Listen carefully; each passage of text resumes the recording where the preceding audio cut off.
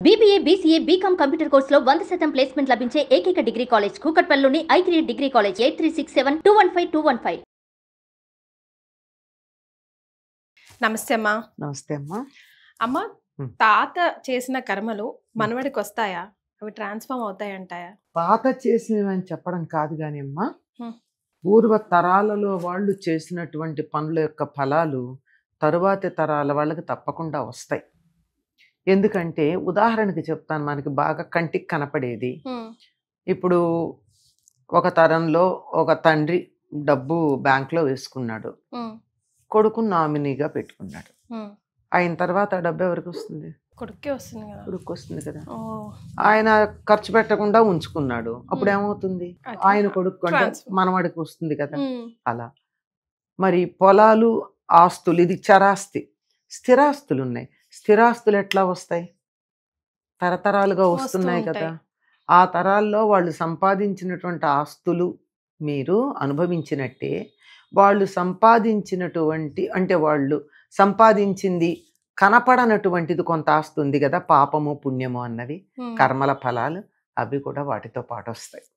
అలా ఎలా వస్తాయమ్మా? మనకేంటి సంబంధం? వాళ్ళు చేసుకున్న పాపాలు, దుర్మార్గులు, అంతకులు కాదమ్మా, వాళ్ళు ఇచ్చిన పొలం నీకు రావట్లేదా? అది వస్తువు, అది లైక్ వస్తువులాగానే వస్తువు కాంది కూడా వీడిని మూర్త పదార్థం అంటారు, దాన్ని అమూర్త పదార్థం అంటారు. అంటే ఫిజికల్ ఫామ్ ఉన్నది, ఇది ఫిజికల్ ఫామ్ లేనిది, అది అది కూడా వస్తుంది. అంటే మనకేంటి అసలు సంబంధమే లేదు కదా. ఎందుకు లేదు? ఎందుకు లేదు? ఈ శరీరం ఎక్కడి నుంచి వచ్చింది? ఆయన జీన్ నుంచే వచ్చింది. అదే జీన్స్ తర్వాత ముందు అసలు వాళ్ళు తిన్నటువంటి ఆహారం 7 స్థాయిల్లో ఫిల్టర్ అయ్యి శుక్రంగా మారుతుంది. ఆహారం రక్తంలో పెడుతుంది, రక్తంలోంచి మాంసము, మజ్జ, ఇలా ఒక్కొక్కటి వెళ్ళి శుక్రధాతువుగా 7వ ధాతువు సూక్ష్మమైంది శుక్రంలో చేరుతుంది. అంటే నువ్వు తిన్న ఆహారం దేనివల్ల? నువ్వు చేసిన పని వల్ల. దానివల్ల వచ్చినటువంటి ఆహారంతో శుక్రంగా మారింది. ఆ శుక్రంలో ఈ లక్షణాలన్నీ ఉంటున్నాయా లేదా? ఉంటున్నాయి కదా. అదే మరి ఈ లక్షణాలన్నీ ఉంటూ ఉన్నప్పుడు ఈ లక్షణాలకు కారణమైనటువంటి పనుల యొక్క ఫలాలు కూడా అందులో ఉన్నట్టేగా వచ్చేస్తూ ఉంటారు కదమ్మా. మాకు మా అబ్బాయి కొడుకు పుట్టాలి అని చెప్పి ఆ అమ్మమ్మో నాయనమ్మో వాళ్ళెవరు వాళ్ళ పిల్లలకి సంతానం కలగాలని పూజలు చేస్తే ఫలం వస్తుందా రావట్లేదా?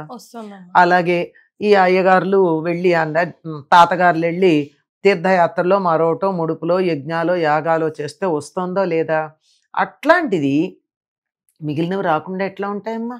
ఇటు 7 తరాలు అటు 7 తరాలు వస్తాయని చెప్తారు. ఒకటి కాదు, 7 తరాల వాళ్ళు చేసినటువంటి ఫలాలు మనకు వస్తాయి. అందుకే పూర్వం వివాహాలు చేసేటప్పుడు పెళ్లి కూతురు పెళ్లి కొడుకు మాత్రమే కాక వాళ్ళ పూర్వులు ఎట్లాంటి వాళ్ళని కొన్ని 3-4 తరాలన్నా చూసేవారు. అందుకే ఇటు 7 తరాలు అటు 7 తరాలు చూడాలని కూడా అంటూ ఉంటారు కదా. అంతే కదా. ఇటు 7 తరాలంటే అమ్మ తరఫున 7 తరాలు, అటు 7 తరాలంటే అయ్య తరఫున 7 తరాలు. మొత్తం వాళ్ళు ఎట్లాంటి వాళ్ళు అన్నా చూస్తే ఎప్పుడో ఒకప్పుడు జీన్స్ అటు నుంచి ఇటు వచ్చేటటువంటి అవకాశం ఉంది. అందువల్ల అవకాశం ఉంది. 100కి 100 పాళ్ళు వస్తాయా అంటే కొన్ని అయితే వస్తాయి తప్పనిసరిగా. ముఖ్యంగా ఫర్ ఎగ్జాంపుల్ తండ్రి తరఫు నుంచి వచ్చేటటువంటి వస్తాయి. ఎట్లా?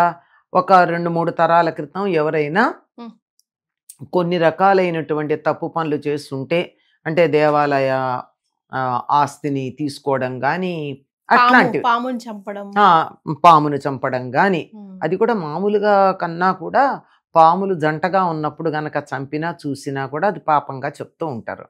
నమస్కారం చేసి యువతలకు వచ్చేయాలి పాములు జంటగా ఉన్నప్పుడు. అలాంటివి చేస్తే గాని, ఒక గోహత్య చేస్తే గాని దాని యొక్క ఫలం తరువాతి తరాల్లో వరుసగా వస్తూనే ఉంటుంది. 1-2 కదా, అనేక తరాల్లో వస్తుంది. అది మనం మురారి సినిమాలో కూడా, కొన్ని సినిమాల్లో కూడా అలా చూస్తూ ఉంటాం కదమ్మా. మరి దానికి ఏంటి ప్రత్యామ్నాయం? తప్పించుకోవడానికి మార్గం ఏమైనా ఉందా? ఎందుకుంటదమ్మా? ప్రతిదానికి సమస్య ఉన్న చోట పరిష్కారం ఉంటుంది. పరిష్కారం లేని సమస్య ఉండదమ్మా. తాళంతో పాటే తాళం చెవి తయారు చేయబడుతుంది కానీ 2 విడివిడిగా తయారవవు. సమాధానం లేని ప్రశ్న గాని, పరిష్కారం లేని సమస్య గాని, చెవి లేని తాళం గాని ఉండవు. అంచేత వీటికి కూడా ఉంటాయి. ఎటువంటివి జరిగాయి అన్న దానికి కనుక్కుని తప్పనిసరిగా జ్యోతిష్కుల దగ్గరికే వెళ్ళక్కర్లా, పెద్దవాళ్ళని ఎవరిని అడిగినా చెప్తారు ఏం జరిగిందో, మీ తాత ఇట్లా చేశాడు, మీ పూర్వకాలం అయితే ఇంకా బాగా చెప్పుకునేవాళ్ళు కదా పూర్వుల కథలు, మీ ముత్తాత ఇట్లా చేశాట వీడు చూడకపోయినా, లేదా మీ తాతగారు ఇట్లా చేశాట, అందుకే మీకు పాపం వచ్చి ఉంటుందేమో అని చెప్తూ ఉంటారు కదా. అందుకే వంశ చరిత్రలు కూడా తెలుసుకోవాలన్నారు. మనకు అక్కర్లేదని మనం అనుకుంటున్నాం, ఏముందండి మనుషులకు సంబంధమే కదా ఇది, ఈ వెనకాల ఉన్నటువంటి ఈ పూర్వ చరిత్రలన్నీ తెలుసుకోవాల్సిన అవసరం ఏముంది అని అనుకుంటున్నాం, కానీ మనుషులకు అక్కర్లేదు, కానీ జంతువులకు చూస్తున్నామే మనం. అవునా కాదా? ఒక 10 రూపాయలు గుర్రం మీద కాయాలి అంటే గుర్రపందాల్లో దాని తల్లి, దాని తండ్రి, తండ్రి తండ్రి, తల్లి తండ్రి తండ్రి, వీటి యొక్క చరిత్రలు తెలుసుకుని వాటిని ఎవరు రైట్ చేశారు, ఎన్ని వెయిట్స్ భరించాయి, ఎన్ని రేసుల్లో అవి గెలిచాయి, ఇవి తెలుసుకున్నాక 10 రూపాయల గుర్రం మీద కాస్తాడు. గుర్రపందానికి పుస్తకం తీసుకుంటాడు, గుర్రపందానికేమో కట్టేది 10 రూపాయలు ఎంతో ఉంటుంది, కానీ పుస్తకం దానికన్నా ఎక్కువ ఖరీదు. ఆ పుస్తకం తీసుకుని గుర్రాల చరిత్ర అంతా చదివి అప్పుడు ఏ గుర్రం మీద 10 రూపాయలు కాయాలని ఆలోచిస్తాడు. మరి 10 రూపాయలు కాసే గుర్రం గురించి ఆలోచిస్తున్నామే, ఒక కుక్క పిల్లని తెచ్చుకుంటే దాని పెడిగ్రీ గురించి ఆలోచిస్తున్నామే, దాని తల్లి ఎవరు తండ్రి ఎవరు అని. ఒక ఆవునో గేదెనో కొనుక్కుంటే దాని తల్లి గురించి ఆలోచిస్తున్నామే, దాని తల్లి అన్నాళ్ళు పాలు ఇచ్చింది, ఇవన్నీ కనుక్కుంటున్నాం కదా. దాని ఒంటి మీద ఉన్న సుడులు లెక్క కట్టుకుని మరి పాలు ఆవునో గేదెనో కొంటున్నామే. మనుషుల దగ్గరికి వచ్చేప్పటికి అక్కర్లేదని ఎందుకు అంటున్నారండి? అన్ని చూసుకుంటే పెళ్ళిళ్ళు అవుతాయి అమ్మా. ఇప్పుడు అవి చూసుకోకపోతే అసలు ఇల్లు ఉందా? కాదమ్మా, పాపం గురించి కాదు నేను మాట్లాడేది, వేరే విషయాలు మాట్లాడుతున్నా. అక్కర్లేదు అని అనే వాళ్ళకి సమాధానం ఇవన్నీ చూడగాలేంది మనుషుల విషయంలో చూడకుండా చేసేసుకోవచ్చు అని ఎందుకు చెప్తున్నారు? అది నా ప్రశ్న. వీటిని కూడా చూసుకోవాల్సిన, అంటే మనిషిని మనిషిగా చూడొద్దంటల్లా, పెళ్లి చేసుకోవడానికి సరిపోతారా లేదో చూసుకోండి. స్నేహానికి తప్పు లేదు, మరో దానికి తప్పు లేదు. ఇదే వ్యక్తితో పెళ్లికి మరొకళ్ళతో సరిపోతుంది, వీళ్ళకి సరిపోకపోవచ్చు, కనుక అలా చూసుకోవాల్సిన అవసరం ఉంటుంది. ఫ్యామిలీస్ అంతా డిస్టర్బ్ అవుతాయి కదమ్మా ఒక చిన్న దీని వల్ల. తర్వాత కూడా ఇప్పుడు వాళ్ళ ఫ్యూచర్ పిల్లలు అదే అక్కడే కదా డిఫరెన్స్ వచ్చేది. ఇప్పుడు ఇలాంటి కర్మల వల్ల పిల్లలు సరిగ్గా పుట్టకపోవడం, అసలు పుట్టకపోవడం, ఇక అంతా పెళ్లితోనే కదమ్మా ముడిపడి ఉంది అంటే. అవును, అసలు పెళ్లి దేనికి మనకి పూర్వులే చెప్పారు, పెళ్లి దేనికని చెప్పారు పూర్వులు? వంశాభివృద్ధి, ప్రజాయే గృహమేధినం, సంతానం పొందడం కోసమే. పెళ్లి మంత్రాల్లో కూడా ధర్మ ప్రజాపత్యర్థం అని చెప్తారు. ధర్మబద్ధంగా సంతానం పొందడం కోసం నేను ఈ వివాహం అనేటువంటి క్రతువుని చేసుకుంటున్నాను అని. అటువంటి ధర్మ మార్గంలో సంతానం పొందడం కోసం చేసేటటువంటి ఈ క్రతువులో సంతానం విషయం ఒకటే కాదమ్మా, సౌభాగ్యం, సౌఖ్యం, శాంతి, ఐశ్వర్యం, ఆరోగ్యం, ఇటువంటి విషయాల్లో కూడా ఉంటాయి కదా. వీటిల్లో కూడా ఎప్పుడు ఈ వంశంలో వాళ్ళు పూర్వులు ఏం చేశారో, ఈ పిల్లలు ఇలా ఉన్నారు అని అనుకుంటూ ఉంటాం కదా. అవును, ముఖ్యంగా అమ్మా ఎవరైనా సూసైడ్ చేసుకున్నా, లేకపోతే యాక్సిడెంట్స్ అయినా, లేకపోతే క్యాన్సర్ ఇలాంటి రోగాలు వచ్చి చనిపోయినా కూడా మనం ఎవరైనా వింటూ ఉంటాం కదా. చాలా అంటూ ఉంటారు, ఏమో వీళ్ళ వంశంలో ఇలాగే ఉంది, ఎవరో ఒకరు ఇలాగే మరణిస్తా ఉంటారు డిఫరెంట్ గా. ఇప్పుడు అలాగే ఉంటుంది, జీన్స్ ఉంటాయి కదమ్మా, అందువల్లే కదా ఇప్పుడు జెనెటిక్ ట్రీట్మెంట్ అది ప్రారంభించింది. అంచేత అలాంటివి వంశపరంపరగా వచ్చే వ్యాధులు ఉంటాయి, జీన్స్ క్యారీ చేస్తాయి వాటిని.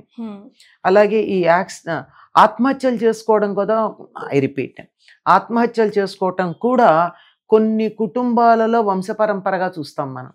టెండెన్సీ ఉంటుంది, మానసికమైనటువంటి, శారీరకమైనటువంటి ఆరోగ్యం ఎలాగో మానసిక ఆరోగ్యం కూడా అట్లాంటిదే గనక మానసికంగా వీక్ గా ఉండడం ఉంటుంది వాళ్ళకి. అందువల్ల వీక్నెస్ వల్ల, మనోదౌర్బల్యం వల్ల ఆత్మహత్య చేసుకుంటారు. ఆత్మహత్యలు చేసుకోవడం కూడా మనం చాలా సార్లు చూస్తాం వంశపరంపరగా.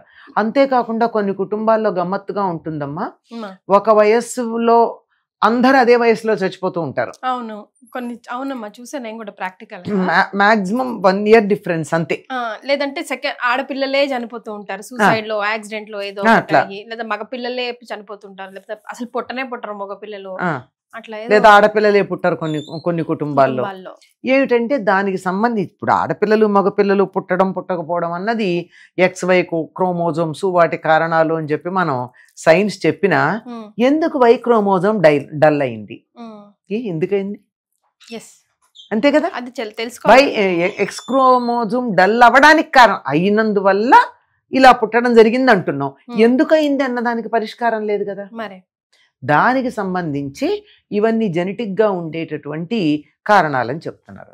జెనెటిక్ గా ఉండే కారణాలంటే ఏమిటి? జీన్స్ చాలా తెలివిగలవి, వెరీ ఇంటెలిజెంట్.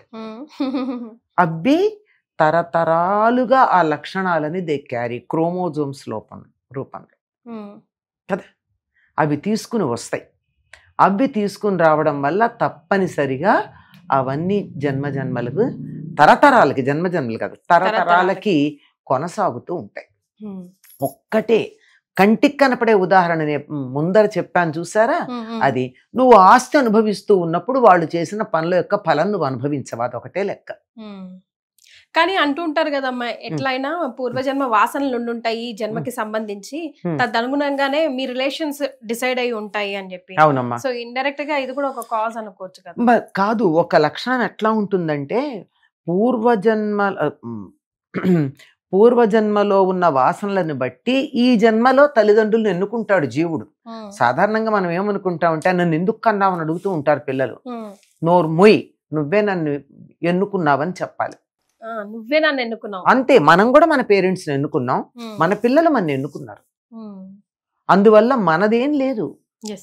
ఈ రకమైనటువంటి సంతానం కలగడానికి తగిన అర్హత నాకుంది, నా అర్హతను చూసుకుని వీళ్ళకి నేను కొడుకుగానో కూతురుగానో పుడితే నా జీవితం బాగుంటుందని ఎన్నుకునేటటువంటి స్వేచ్ఛ జీవుడికి. అంచేత మేం కనడం కాదు, నువ్వు నన్ను ఎన్నుకుని వచ్చావని చెప్పడం. నేను ఒక చిన్న విషయం చెప్తానమ్మా. ఒక చాలా మంచి ఆస్తిక్య బుద్ధి కలిగినటువంటి సత్ప్రవర్తన కలిగినటువంటి దంపతికి ఒక పిల్లవాడు పుట్టి రోజుల్లో చనిపోయాడు. రోజులంతే, పుట్టడం బాగానే పుట్టాడు. అకారణంగా మన వాళ్ళు ఏమంటారంటే క్రిబ్ డెత్స్ ఏదో అంటూ ఉంటారు. అంటే ఎందుకు చనిపోతారో తెలియదు. ఇప్పటికీ కూడా పరిశోధనలు చేస్తున్నారు అన్ని దేశాల్లో. అలా ఉయ్యాల్లో పడుకోబెట్టినటువంటి బిడ్డ నవ్వుతూ పడుకున్నవాడు కాసేపటికి ఉండడు, ఏ రీజన్ లేకుండా. దట్స్ 1 in 1000 ఎంతో ఉంటుందన్నారు ఆ లెక్క, నాకు నంబర్ సరిగ్గా చెప్పలేను. కానీ అటువంటి డెత్స్ ఎందుకు జరుగుతున్నాయి అంటే చంటి పిల్లలది చెప్పలేం. అలా చిన్న పిల్లవాడు అలా చనిపోతే రోజులు దుఃఖపడుతూ ఉంటే ఒక పెద్ద మహానుభావుడు, చాలా గొప్ప భూత భవిష్యత్ వర్తమానాలు చెప్పగలడు అన్నంత పేరున్నటువంటి గురుస్థానంలో ఉన్నటువంటి ఆయన వచ్చి చెప్పాడు, ఆ జీవుడు నిన్ను ఎన్నుకున్నాడమ్మా. పూర్వజన్మలో చాలా గొప్ప సాధకుడు, చేసిన చిన్న పొరపాటు వల్ల గర్భవాసం అనుభవించాల్సి వచ్చింది, కొద్ది రోజులే.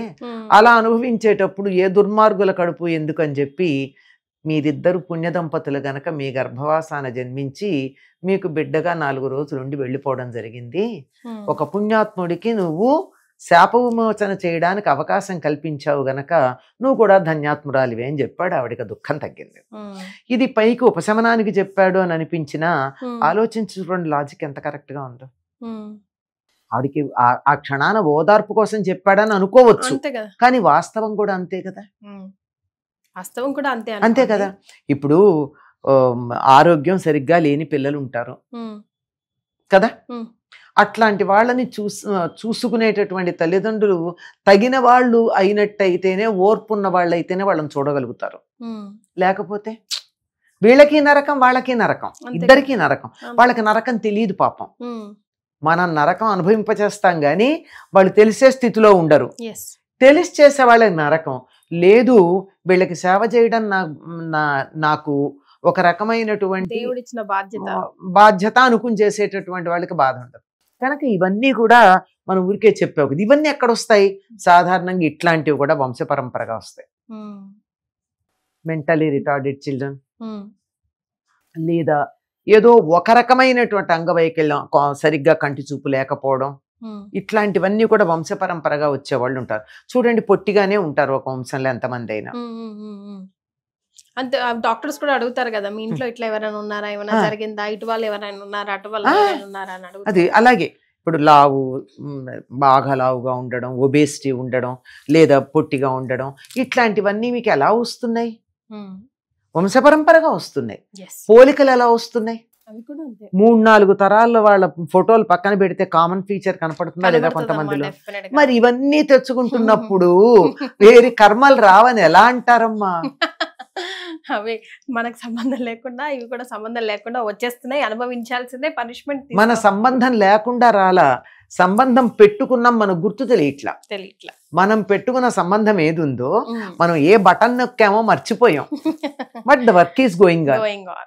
అంచేత దీన్ని నవ్వుకుంటూ ఆనందంగా యాక్సెప్ట్ చేస్తూ ఇది ఇంతే అనుకుని ముందుకు వెళ్ళిపోతే ఉండేటటువంటి సుఖం నిమిషం వేరే రకంగా అనుకుంటే ఉండదు.